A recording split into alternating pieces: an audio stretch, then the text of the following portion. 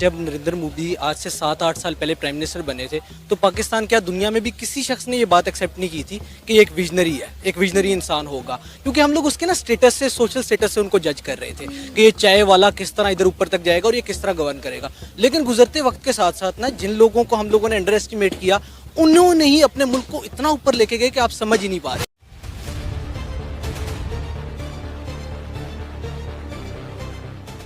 दोस्ती वही जो वक्त पर काम आए और बाकी सब बस फोटोग्राफ में मुस्कुराते चेहरे हैं। 19वें स्वतंत्रता दिवस पर जब दुनिया के कई देश औपचारिक प्रेस नोट भेजकर खाना पूर्ति कर रहे थे, रूस ने एक ऐसा संदेश भेजा जिसने पूरे भारत का दिल जीत लिया। लिखा था, प्रिय भारतीय मित्रों, 19वें स्वतंत्रता दिवस के अवसर पर आपको हार्दिक बधाइयां। जय हिंद, जय रूस। ये शब्द सिर्फ कूटनीतिक प्रोटोकॉल नहीं थे, बल्कि दशकों पुराने उस दोस्ती का ऐलान था जिसने 1971 में बंगाल की खाड़ी के पानी में अमेरिका के 7वें बेड़े को भी ठंडा कर दिया था। हिलाली साहब, सवाल मेरा ये है कि जो रशियन प्रेसिडेंट हैं वो अब इंडिया के दौरे पे आ रहे हैं और S-400 जो है उसकी डिलीवरी तो हो रही है, लेकिन बताया जा रहा है कि S-500 जो वो उनका डिफेंस सिस्टम है उसके लिए भी बात होगी और भी बहुत कुछ, वो जो तकरीबन 7.5 लाख राइफल्स की मैन्युफैक्चरिंग का प्लांट लगाने की भी बात हो रही है। ऐसा लग रहा है कि इंडिया जो है वो अब रशिया और उनके बीच में भी आपस में कुछ ताल्लुकात बेहतर हो रहे हैं। दूसरी तरफ हम सी पैक के हवाले से चाइना के साथ भी हमारी दूरियां आ रही हैं, बड़ी कॉन्फ्लिक्टिंग किस्म की रिपोर्ट्स हैं। उनकी फ़ॉरेन जो उनकी फ़ॉरेन ऑफिस की वेबसाइट है उस पर जो सवाल जवाब आते हैं, रफ्तार भी यहाँ पर थमी हुई है। बिल्कुल अफ़गानिस्तान पर भी हम अमेरिका को टो कर रहे हैं और अभी चौधरी सरवर साहब का मैंने क्लिप सुनाया जिसमें वो कह रहे हैं कि IMF ने हमसे सब कुछ यानी लिखवा लिया है और सिर्फ $2 बिलियन का कर्जा देना है उन्होंने 3 साल, यानी $6 बिलियन टोटल है। तो ये कहाँ हम खड़े हैं, किस तरफ हम जा रहे हैं? ज़फ़र हिलाली साहब, आपकी समझ में क्या आता है?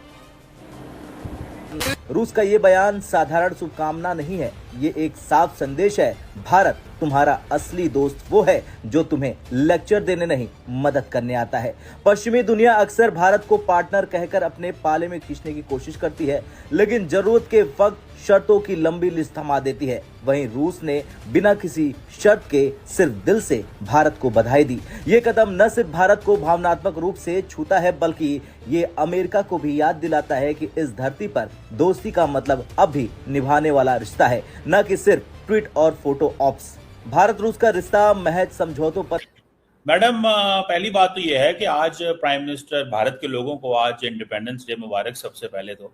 और दूसरी बात है कि प्राइम मिनिस्टर मोदी ने आज जो स्पीच की है, कहा जा रहा है ये उनकी 12वीं स्पीच है। 103 मिनट वो बोले हैं, लेकिन उस स्पीच में सबसे पहले जो उन्होंने अपने अच्छे अल्फाज इस्तेमाल किए हैं वो पाकिस्तान के बारे में, कि पाकिस्तान को जो है वो वार्निंग दे दी है और पाकिस्तान को ऑपरेशन सिंदूर के अंदर जो है वो वार्निंग दी है। और दूसरा ये है कि सिंदूर चल रहा है और उन्होंने ये भी कह दिया कि सुना है कि अमेरिका को भी जो है वो अलर्ट कर दिया। ठीक है, वो कह रहे हैं कि जी अमेरिका, पाकिस्तान को वार्निंग दे दी है, अमेरिका को क्लियर मैसेज अलर्ट कर दिया। मैडम, आपको नहीं लगता कि मोदी साहब को इस दिन तो मोहब्बत प्यार की बात करनी चाहिए? हमें 15 अगस्त को, 14 अगस्त को एटलीस्ट कौमों को नज़दीक करने की बात करनी चाहिए, बजाय कि हम दोबारा वही बातें उठा लें। क्या कहेंगी मैडम? मैं यही कहूँगा, जो इंडिया है ना, इंडिया ने तो काफ़ी ग्रो कर लिया, पाकिस्तान वहीं का वहीं रह गया। सीधी जो मैं बात करूँ ना, मैं ये नहीं कह रहा पाकिस्तान ये बुरा भला, किसी को नहीं कह रहा, लेकिन इंडिया ने काफ़ी ग्रो कर लिया, काफ़ी वो बड़ी कंट्री के साथ अब मिल के जो है ना बड़े बड़े प्रोजेक्ट्स उनके आने लगे हैं।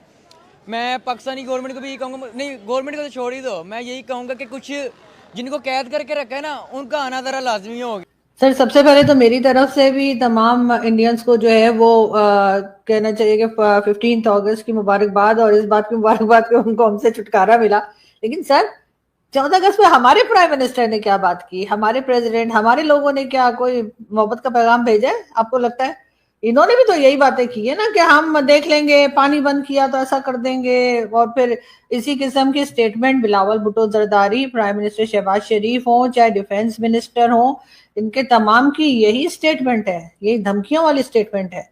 तो उधर से आपका क्या ख्याल है कि आप यहाँ से इस तरीके से अगर आप लोगों को डराएं धमकाएंगे तो उधर से क्या फूल आएंगे, उधर से भी यही होगा। मुझे नहीं पता आप कभी वाघा बॉर्डर गए, यानी मैं एक बार गई हूँ कुछ 2 साल पहले। तो हमारी तरफ से उनकी साइड पे जो सॉन्ग्स बज रहे थे वो हार्डली खैर मैं सुन पा रही थी, लेकिन ये कि वो ऐसी थी, वो चक दे इंडिया और इस तरह की। नहीं बना 1962 में चीन के खिलाफ, 1971 में पाकिस्तान खिलाफ और शीत युद्ध के दौरान अंतर्राष्ट्रीय मंचों पर रूस ने बार बार भारत के हित में खड़े होकर इतिहास लिखा। 1971 की वो तस्वीरें आज भी जिंदा है जब अमेरिका का 7वां बेड़ा भारत पर दबाव बनाने के लिए आया और फिर रूस ने परमाणु हथियारों से लैस बेड़ा भेजकर साफ कर दिया भारत अकेला नहीं है। आज S-400 defence system, BrahMos missile और न्यूक्लियर पावर प्रोजेक्ट उसी भरोसे की प्रतीक है। आज अमेरिका इंडो पैसिफिक के नाम पर भारत को अपनी रणनीति में फिट करना चाहता है और ट्रंप की टैरिफ पॉलिसी के तहत 50% आयात शुल्क लगाकर आर्थिक दबाव भी बना रहा है। यानी एक हाथ में दोस्ती का झंडा और दूसरे में टैरिफ का डंडा। लेकिन रूस का संदेश साफ है, रूस का संदेश इस दबाव की काट है। ये बताता है कि भारत के पास विकल्प है और हम किसी एक खेमे पर निर्भर नहीं है। जी हेलो दोस्तों, मैं हूं कमर चीमा। उम्मीद है आप लोग ठीक होंगे। दोस्तों, इस वक्त जो बड़ी गुफ्तगू चल रही है वो ये चल रही है कि India, China and Russia, they are going to reshape the world order and they want to revive. And what they want that ये जो फॉरगॉटन अलायंस था, the alliance which was not something they thought that it could get materialized. They want to materialize this. This is what Indians want and this is what Russians want, remember. और इस सिलसिले में मैं आपको बता दूं कि नरेंद्र मोदी ने, भारत के वजीर आजम नरेंद्र मोदी, इज लाइक बड़े प्लेयर हैं, इसमें कोई शक नहीं है। अब जो होता है ना साम्राज्य, जब वो गिरने लगता है ना तो वो अपनी वो आखिरी जो है ना वो धार ज़रूर धारता है, ठीक है। अब उस क्योंकि ट्रंप जो है या अमेरिका जो है वो गिरने वाला है, अब वो मीडिया के ज़रिए या दूसरे सोशल मीडिया के ज़रिए या दूसरे तरीक़ों से प्रोपेगेंडा करेगा, यहाँ पे ये चीज़ें हो रही हैं, वो हो रही हैं। हालांकि इंडिया जो है वो शुरू से ही अपने उसकी जो खारजा पॉलिसी आज़ाद रही है।